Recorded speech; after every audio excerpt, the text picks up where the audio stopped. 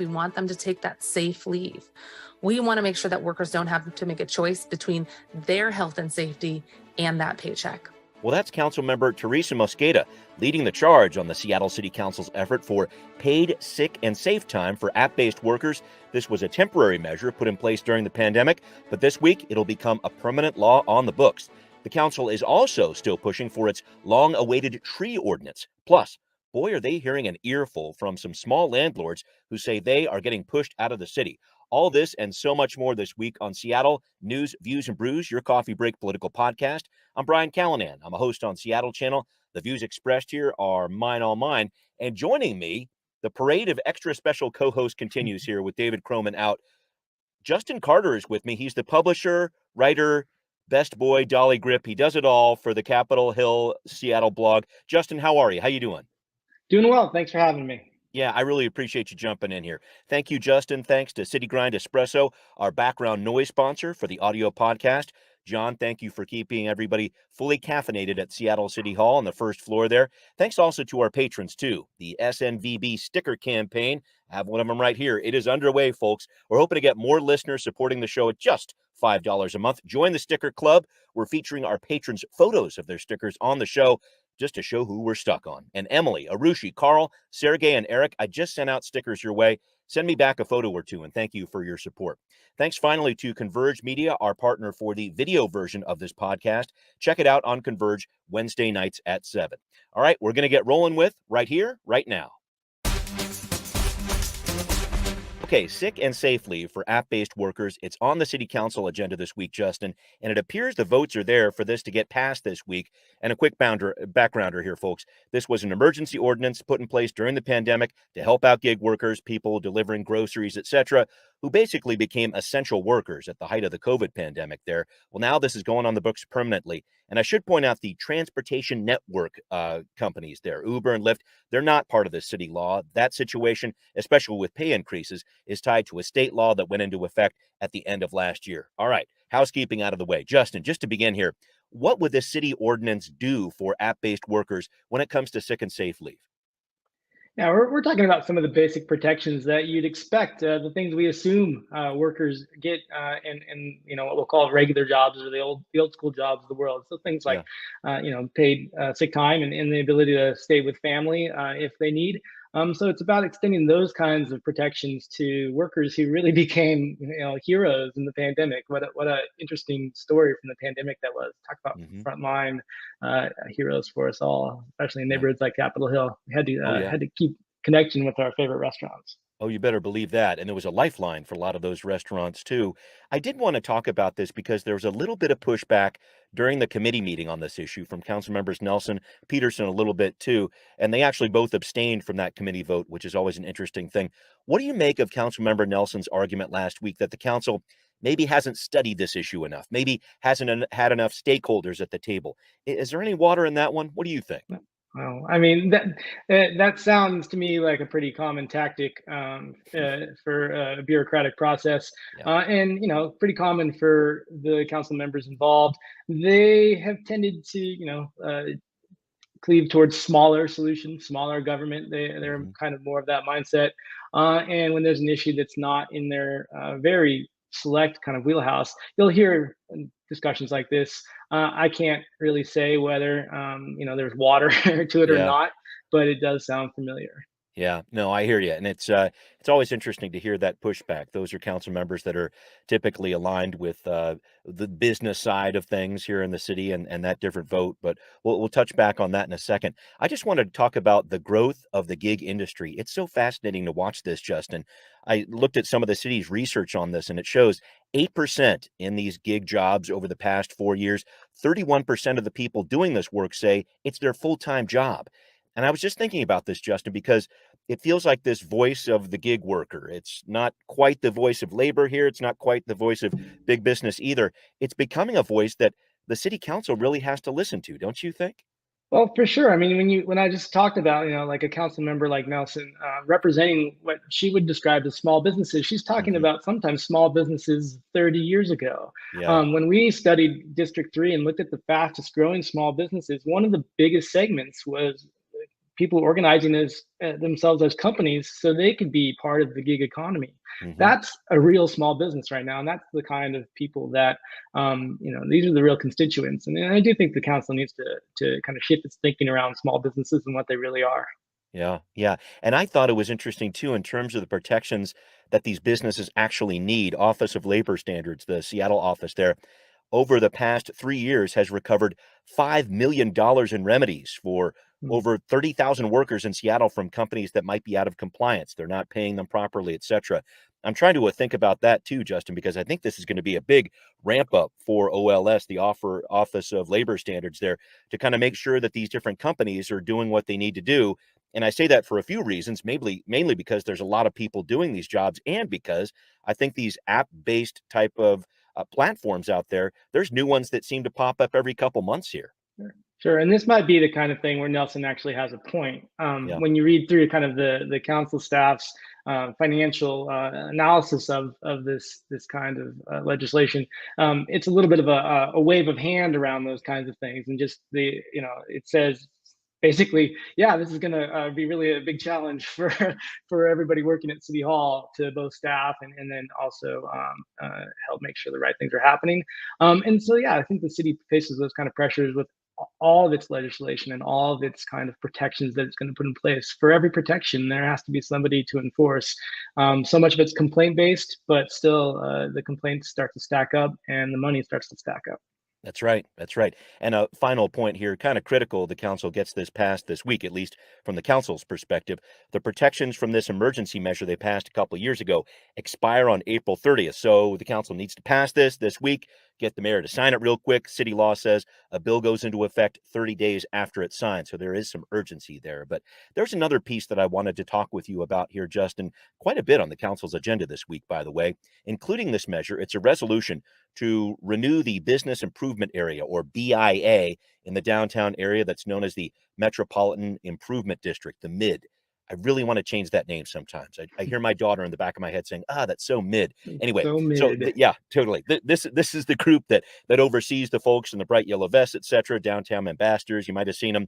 They clean up trash, give directions, do welfare checks of people in distress, et cetera. Justin, I'm interested in this because downtown, as you know, is struggling to get people back to work in person. And now they're talking about raising some of the rates for this BIA to deal with rising wages, to hire their downtown ambassadors, other costs too. And I'm just trying to think big on this. What needs to happen downtown? What should this improvement area, the MID, what should it be focusing on? That is a very difficult question. Yep, I mean, I hear from lots of different types of people about downtown because, Capitol Hill it's has, right there. different, the younger folks that are living closer to it are less concerned maybe with some of the things around public safety. To the, get to the more the east and the north of Capitol Hill, where more families and the kind of more wealthier areas.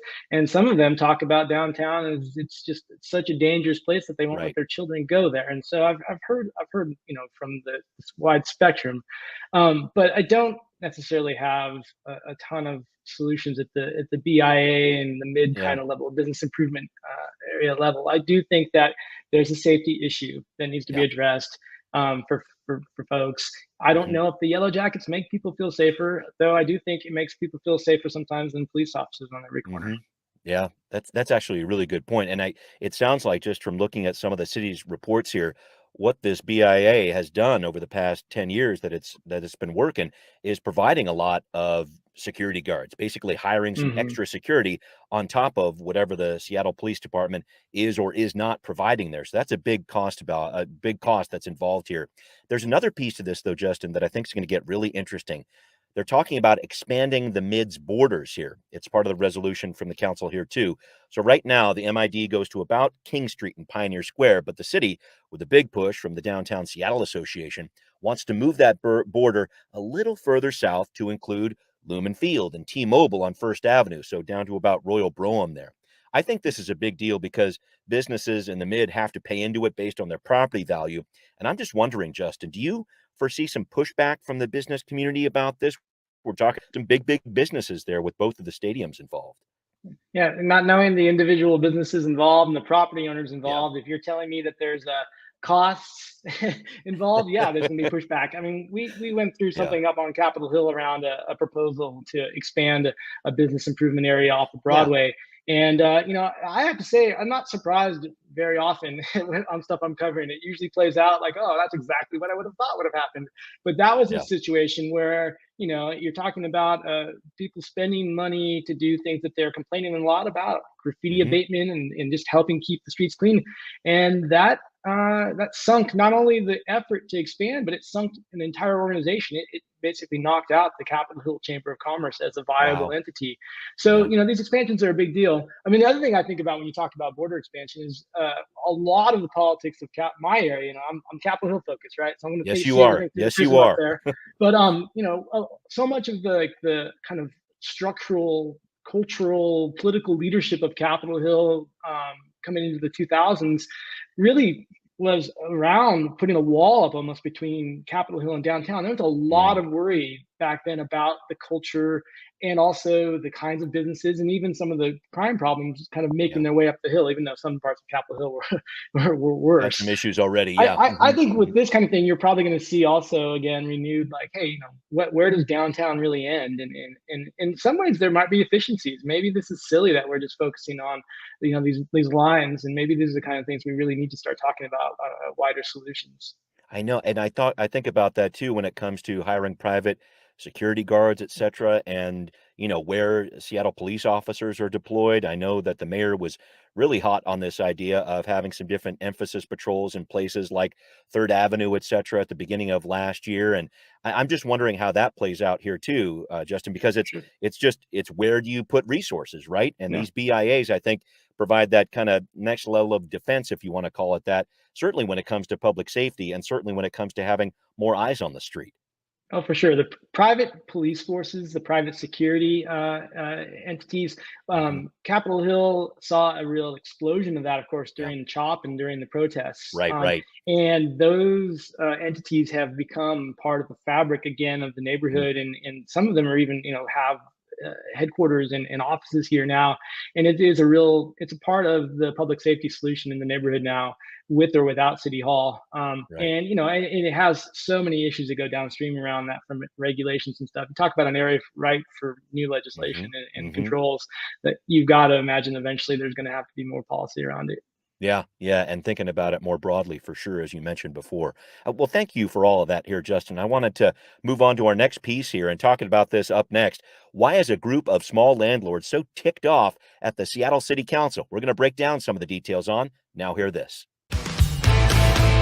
Well, in case you missed it, a number of small landlords spoke out at the city's Economic Development Committee meeting last week. They're fed up with what they see as mounting oppressive regulations that are making it too difficult to do business in the city. Marilyn Yim, one landlord, says it's turned into a risky business being a landlord that a number of landlords might be giving up on very soon. Because of all these risks that really weigh on us heavily, we're more likely to exit the residential rental market to sell our property if it gets too risky, unpredictable, and onerous. Justin, you reported on this in the CHS blog. What did you make of this group's claims that Seattle lost 14% of its small rental buildings between 2018 and 2022? They're basically saying any added gain of units with larger buildings has been canceled out by the loss of units in small buildings. Some thoughts on this? Well, first I'll have to say I've been reminded repeatedly that to not speak of it as a monolithic entity. This is a stakeholders group with a diversity of opinions and ideas. And the report that we reported on really did emphasize that they couldn't even really agree on what a small landlord Right. should be. So that And being sorry, just said, real quick on that. Is yeah, that like the amount of units? That's basically what we're talking I about, mean, that'd right? be one way to go about it, is Yeah. how many units does somebody own? But with the creative LLCs, you can own a lot of units. It's just it's very Okay. difficult. Small, it could be how much revenue. It could be so many different ways to measure. So Yeah. that's one issue.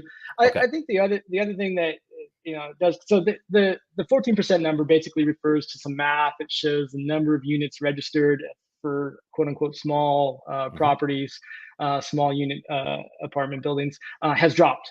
And then they compare that to how many new units supposedly have come online from all the new construction. And the report makes an argument that basically we haven't gained anything because we've lost all these small buildings. There's a Mhm. lot of ways to poke holes on all that. I think the takeaway from the report is that there's a group of property owners in Seattle that really feel like they've been left out. There's tenant protections coming right and left.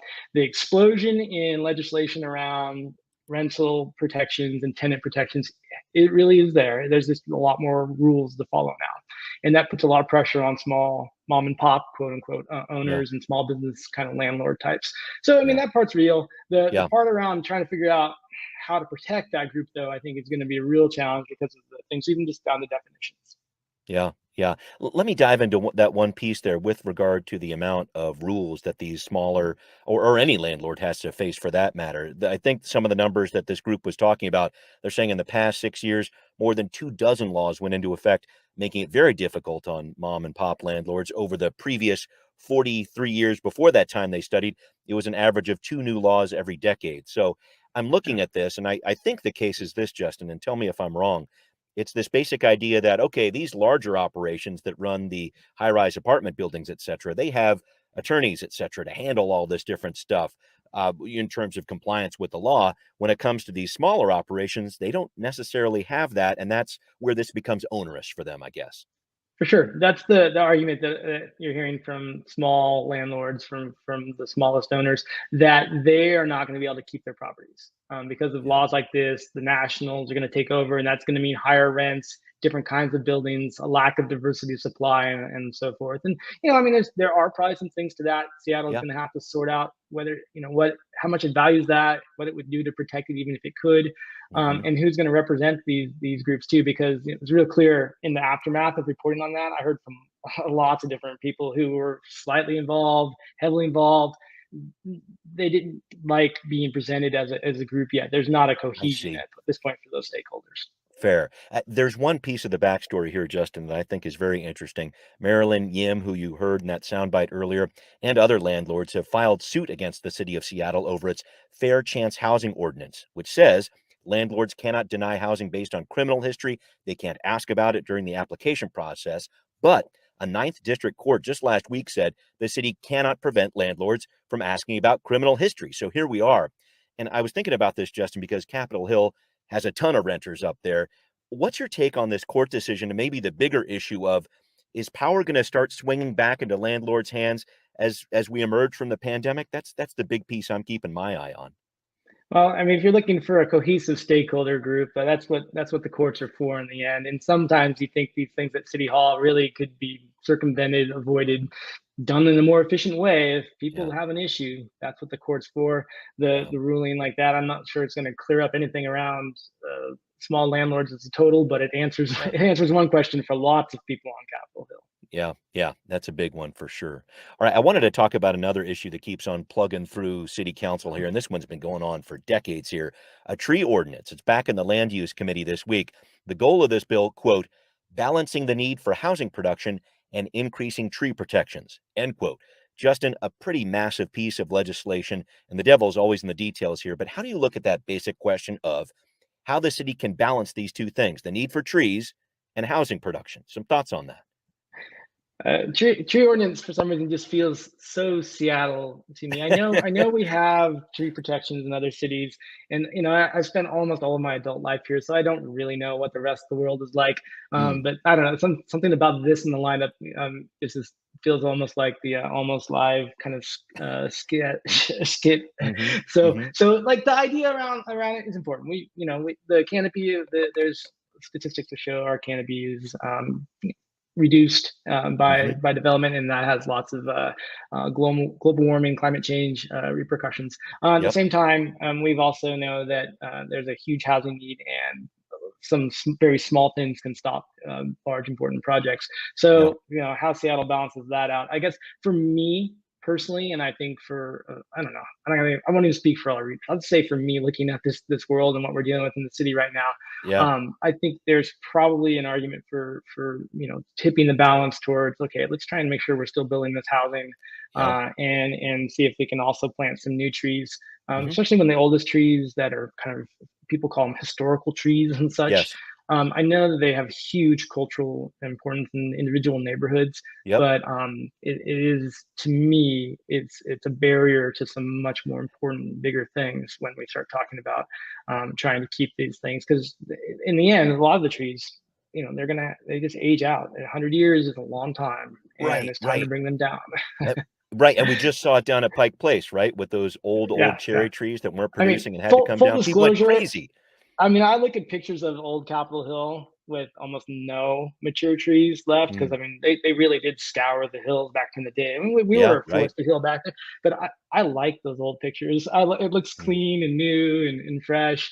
Don't tell anybody I'm anti-tree. I love trees are great, No, I but think I so really too. like those clean corners sometimes. Me too. No, no, no. And it brings something to the neighborhood. And you mentioned that tree canopy. Some of the research from the city shows that we've lost 255 acres of trees in the past 5 years.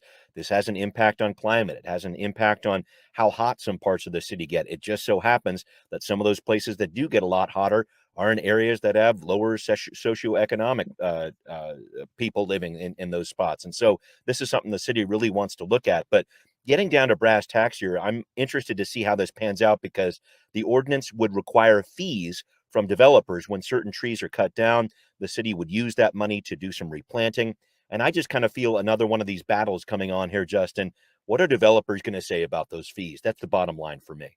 Yeah, I mean, there is a contingent in the city that says any new costs are just adding to an already huge crisis around housing, Hmm. and it is about prioritizing. I do think from the, especially if you talk about that equity issue though around warming in cities Oh, yeah. and heat pockets and heat wells like that, that does need to be addressed. And so, if you talk about prioritizing it from an equity standpoint, that makes that price in the housing market more palatable. And I don't know, we'll find some other fee to cut, I suppose, Yeah. if we can help grow some trees in some areas that are really getting super hot in the summer and where people just can't live if it keeps we're seeing the climate trends we've been seeing. Yeah, yeah. No, that's a big piece. And one last piece on this, folks. Public hearing on this issue on April 24th, 10:30 at City Hall, 10:30 in the morning there, or you can, work with that online. But before that, if you really do want to weigh in on this discussion, amendments to this measure are due on April 11th. So time's ticking here, folks, and make sure you get involved if you'd like to. All right, so And coming up, not to make fun of it though, you know what you're looking for? I'm looking what's that? forward to the ladies who sing. We get that group that comes Yep, into City Hall and sings and stuff. they're If gonna it's Seattle, we have trees. This is another opportunity to they're have gonna be the they're gonna be dressed up like trees. They're gonna have people leaves singing to flying the off trees them. in Seattle, and then people outside of Seattle get a chance to make fun of me for living here. So I can't wait. Yeah. It's gonna be awesome. Someone's going to read the Lorax. I can't wait. It's coming right up. All right. Well, coming up right after this, how do you keep a dedicated bike lane free of people parking right in the middle of it? Turns out it ain't easy. Justin's got some details on transportation talk. Justin, you recently had a piece in the Capitol Hill Seattle blog that I found really interesting. Some cyclists who are trying to keep their bike lanes free of cars parking there. They're having some trouble making that happen. What's going on? What are they doing? What's happening with this? Yeah, I mean, we've seen what we'll call guerrilla street projects in the city before. I'm not going to say they're increasing, but it does feel Hmm. like they're getting more attention thanks to social media now. And so the Okay. latest was pretty simple. Someone decided to put up some signs to help direct drivers not to park in our bike lanes on East Pike and on Pike between downtown and Capitol Hill. A huge problem for we call protected bike lanes here in Yeah. Seattle is that they're often protected by parking, so they kind Hmm. of look like parking areas, and they kind of look like weird side streets almost. And so Yeah. people coming into the city parking them on the They're not used regular. to them, right? They're not And used to also, I seeing them. mean, the Yeah. other part is people are used to them. So the Mm. cops and delivery people also say, "Hey, this is a great spot," and so that's the other thing that happens too. So these signs were an attempt to do what the city or what SDOT wouldn't do, which is Mm. to put up some signage to try and help people keep out of the bikeway. Yeah. And so people were like running them over, pulling them up, or running on top of Yeah, them. What was going the on? the experiment lasted like I think a couple days, Wow. and so I mean one got pulled down and disappeared, and the other one got run over, and the guy who was doing it held it up, and it looks bedraggled and smashed, and kind of representative of a good guerrilla street repair effort. It definitely was worse for wear. But the guy's vowed and he's going to continue and keep trying to put some signs up. And SDOT even responded and saying, yeah, we've thought about signage and education like this before, and we might do it again. Yeah, and I wanted to delve into that. And isn't this whole idea of guerrilla transportation signage another very Seattle story here? But what is SDOT saying about this? Because I know there have been some other situations where like people have kind of tried to paint in a sidewalk or whatever, and SDOT's like, no, can't do that. I mean, what have they been saying about this in particular? Because I know they don't support this idea of guerrilla signage, etc. Yeah, the response on this one was different than maybe some of the past, though. Usually what I get when I ask about these guerrilla efforts, because I usually do the same way, it's kind of innocuous. Hey, can you comment on this thing that's probably illegal? Asking for a friend. SDOT will come back right. in full parental style of like, don't do that. It's super dangerous, blah blah blah. Right. And they're probably right. But crosswalk's better than nothing. But with the signs, this is the first time I think I got an answer back. Maybe they're just fatigued, or maybe they weren't that concerned. They didn't do any finger wagging. They just gave some examples of some of the education they did in the past. And so when Broadway opened up new bike lanes, they put some signs up with they were like, I think, laminated, from Kinko's or something like that. That actually lasted surprisingly a long time. I think some, you put up a metal sign around Seattle and bolt it in, and that's gone in a day. But you put up some laminates from Kinko's and they last for at least a few weeks. But they didn't stop people from parking in the bike lane. Yeah, you're dating yourself a little bit with the Kinko's reference, man. But I totally get where you're coming from. Whatever the kids make photocopies. Kids these days. Let's go to Staples, right? So there's a possibility of what you have to redesign the street a little bit more, maybe put in some of those concrete planter boxes or something, or what's next? I mean, you're talking about people who drive here, so you're gonna have. I mean, you've seen what people do in cars. Oh, yeah. It puts our brain in neutral, even though we're in whatever gear we're in. Right. So I don't know. I think it is about design. You got to find a way to design it so it doesn't look like a good spot to park. And I mean, they are talking about, so to get real concrete. They're going to be putting in some actual more solid barriers as they redo. I mean, one of the big changes for folks with Pike and Pine coming next year or so, the Renaissance project, is to make Pike and Pine a one-way couplet. And I'm already screwing up. I can't remember which one's east and which one's west right now. But I know it's going to be the new Pike Pine joke. But the bike lane will be protected by like concrete barriers with, I guess, that might get planted or something like that. Okay. So, I mean, that would stop people from driving over it as much, and maybe not make so many cars parked along it look like a parking area. But they're going to need new signs for things we haven't thought of, like don't park on the sidewalk or something in that point, I guess. Right. That is going to be exciting to watch that play out. And I think that'll be a lot of fun. I mean, you think about stuff that SDOT's talking about with Vision Zero, the possibility of, well, not even the possibility, the reality of renewing the MOVE Seattle levy next year, the biggest levy in city history. So yeah, there's a ton going on with transportation. I appreciate all this, but Justin, it is time to wrap up here. And I just wanted to ask you something. You crank out so much material every day on CHS. Thank you for doing that. And you've been doing this work for more than 17 years. I looked on LinkedIn. I checked for sure. I used to think that I worked hard. I used to think that I was working hard, cranking out a podcast every week. How do you do it? What keeps you motivated doing this? From the very beginning, it was about the grind, the showbiz. The real key was to try and do. I mean, in the beginning, it was not every day, but once I flipped the lever, it's very clear to me that part of news and part of this is to have a regular schedule. If it's a monthly, weekly thing, whatever. And for whatever reason, CHS is mostly daily, and that's what makes it keep moving. And so motivate sometimes literally is just that. It's that I'm supposed to put something out there.